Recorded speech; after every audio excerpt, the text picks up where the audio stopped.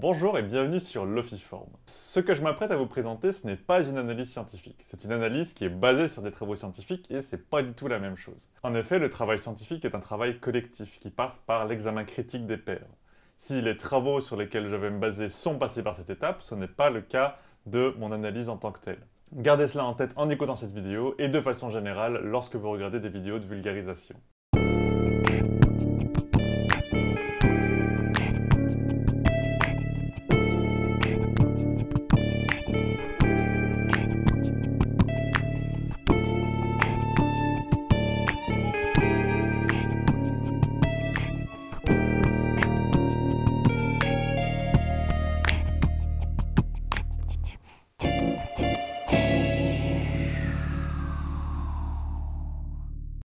Nous vivons dans une société ultra conformiste, où chaque personne pense et agit en se référant au groupe.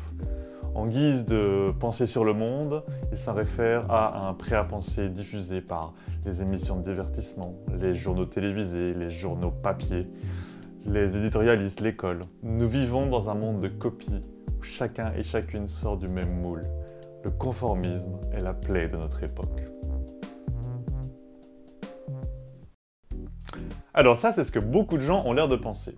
Et dans cette vidéo, c'est cette tendance que je vais analyser. Non pas la tendance au conformisme exacerbé dans notre société, mais la tendance à croire que l'on vit dans une société ultra conformiste. On va parler de conformisme, évidemment, on va parler de normes et on va parler aussi de stéréotypes. C'est parti! On va commencer cette analyse par une expérience classique de psychologie sociale. Vous en avez probablement déjà entendu parler parce qu'elles sont extrêmement connues. Ce sont les expériences sur le conformisme menées par Solomon Asch, publiées pour la première fois en 1951. Dans cette étude, on demande aux participants de réaliser une tâche extrêmement simple: apparier des segments de droite de même longueur. La tâche se réalise par groupe de 8 et chacune à leur tour, les personnes donnent leur réponse. En réalité, 7 des 8 personnes sont des complices de l'expérimentateur et une seule personne est le réel sujet de l'expérience. Le sujet de l'expérience donne sa réponse en avant-dernier. En conséquence, il a accès à l'avis de la majorité du groupe. Durant les 6 premiers essais, le groupe, unanimement, soutient la bonne réponse. Néanmoins, pour les 12 essais qui vont suivre, le groupe ne va plus donner la bonne réponse, mais donner unanimement une mauvaise réponse. Qu'est-ce qu'on observe? Eh bien que face à une mauvaise réponse unanimement soutenue par les complices de l'expérimentateur, les sujets de l'expérience se conforment à la mauvaise réponse plus d'une fois sur 3, dans 36,5% des cas. Et sur l'ensemble des 12 essais, les 3/4 des sujets se conforment à la mauvaise réponse au moins une fois. On peut préciser ici qu'il s'agit d'un effet classique de psychologie sociale qui a été répliqué à de nombreuses reprises. C'est donc une expérience qui a résisté à l'épreuve du temps et de la rigueur. Est-ce que ce n'est pas là la preuve que les humains sont complètement aveuglés dès qu'ils se fient au groupe? Que le conformisme amène à faire des erreurs grossières et que se fier au groupe peut amener les individus à sacrifier le bon sens le plus élémentaire? Alors oui, mais en fait, non. Déjà, rappelons-nous que si les participants se conforment une fois sur 3 à la réponse fausse du groupe, ça veut dire que 2 fois sur 3, ils vont contre l'avis du groupe et donnent la bonne réponse. C'est toujours bien de se rappeler de ces résultats, et finalement, c'est assez surprenant qu'un certain nombre de personnes mentionnent cette étude lorsqu'ils veulent prouver au monde que les gens sont des gentils moutons ultra conformistes. Nous reviendrons sur ce point en fin de vidéo. Ensuite, ce que de nombreux sujets révélés à l'expérimentateur durant les entretiens qui suivaient l'expérience, c'est qu'ils en venaient à sincèrement douter de leurs yeux. Alors c'est peut-être une justification a posteriori pour ne pas admettre qu'on avait peur de s'opposer au groupe. Mais imaginez-vous une seconde dans une situation similaire. Imaginez qu'un groupe de personnes a priori saines d'esprit s'oppose unanimement à votre jugement, alors que jusque-là, ce groupe était d'accord avec vous. Est-ce qu'il n'est pas quelque part plus raisonnable de se dire qu'on se trompe, que nos sens nous trompent, plutôt que de se dire que, d'un coup, tout le monde se met à halluciner? Dans l'immense majorité des situations de ce type, c'est plutôt sain en fait de donner du crédit à l'avis de la majorité. D'autant que dans la vraie vie, on est rarement, voire jamais dans la situation où tout le monde autour de nous veut nous induire en erreur et nous tromper. À moins que vous pensiez évidemment vivre dans le Truman Show ou dans La Matrice. En fait, j'irais même jusqu'à dire que dans la situation de l'expérience de H, même si on se trompe, on a en fait de bonnes raisons d'au moins donner du crédit à l'avis de la majorité. Dans d'autres cas, le conformisme, ça peut même être une question de survie. Imaginez une situation où l'équipage d'un bateau doit se mettre d'accord sur la stratégie à adopter pour éviter un naufrage. Eh bien, dans une situation comme celle-là, les personnes qui ne sont pas entièrement convaincues par la stratégie doivent malgré tout remplir leur fonction, parce que si les gens ne coopèrent pas collectivement, c'est la pire issue assurée pour tout le monde. Dans cette situation-là, le conformisme peut être une question de vie ou de mort. Mais en fait, là, depuis plusieurs minutes, vous pourrez avoir l'impression que je joue sur les mots. Quand on dénonce le conformisme ambiant, en fait, on dénonce le conformisme vis-à-vis de normes que nous-mêmes nous rejetons. On s'imagine mal dénoncer le conformisme d'une personne qui, dans un premier temps, serait tentée d'agir de façon égoïste, par exemple en ne déclarant pas une partie de ses revenus, mais qui se rallierait à l'avis de la majorité et agirait de façon altruiste, en payant ses impôts par exemple. Pourtant ici, c'est bel et bien un autre exemple de conformisme. Ce type de situation n'est en fait pas rare du tout, et c'est toujours bon de se le rappeler lorsqu'on réfléchit à la question du conformisme. Évidemment, je ne suis pas en train de dire que le conformisme c'est toujours positif. Lorsque le groupe déraille, se rallier à son avis, ses valeurs ou ses actes peut avoir des conséquences dramatiques. On peut devenir complice d'injustice, voire d'exaction au nom du groupe. Mais malgré tout, je souhaitais apporter ces quelques nuances parce que nous vivons dans une société où le conformisme a très mauvaise réputation. En effet, les sociétés occidentales valorisent l'autodétermination. Il faut être unique, il ne faut pas se laisser influencer par le groupe.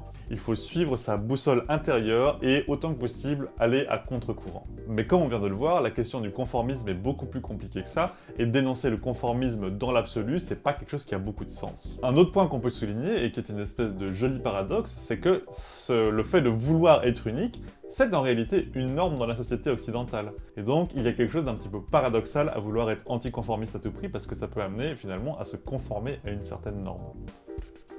Maintenant que j'ai clarifié ces différents points sur le conformisme, revenons au petit monologue d'introduction de cette vidéo. Est-ce que nous vivons réellement dans une société ultra conformiste, dans un monde de duplicata? Ici, je vais me concentrer sur le sentiment qui sous-tend ce discours, la perception d'homogénéité de la société.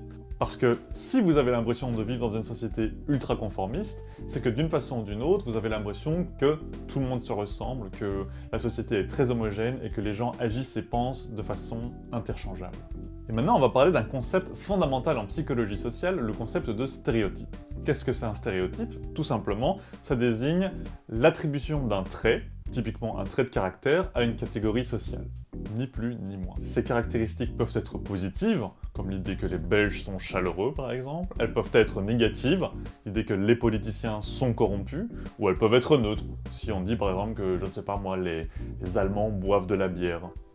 Et si je parle de stéréotypes ici, c'est parce que les stéréotypes jouent un rôle important dans la perception d'homogénéité des groupes. Les stéréotypes ne sont pas forcément faux. En fait, la véracité ou la fausseté ne fait pas partie de la définition du stéréotype. Un stéréotype peut être vrai, il peut être faux. En revanche, les stéréotypes sont toujours une simplification. C'est une manière de réduire un groupe social, dans toute sa complexité et sa diversité, à certains traits, des traits stéréotypiques. Par rapport à ces traits stéréotypiques, on aura l'impression que le groupe est relativement homogène. Par exemple, un stéréotype des Belges courant en France est que les Belges sont chaleureux. Eh bien, adhérer au stéréotype « les Belges sont chaleureux », c'est de fait percevoir toute la diversité des personnes qui composent le groupe « les Belges » comme relativement semblable au vu d'une caractéristique, le fait d'être chaleureux.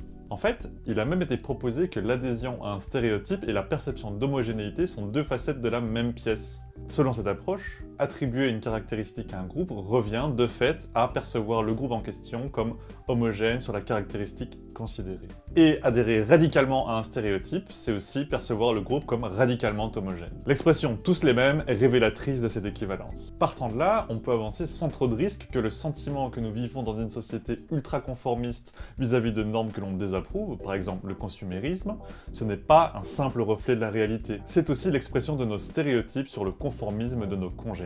Il s'agit même d'un stéréotype joliment méta, parce qu'il porte sur le caractère conformiste et interchangeable des individus.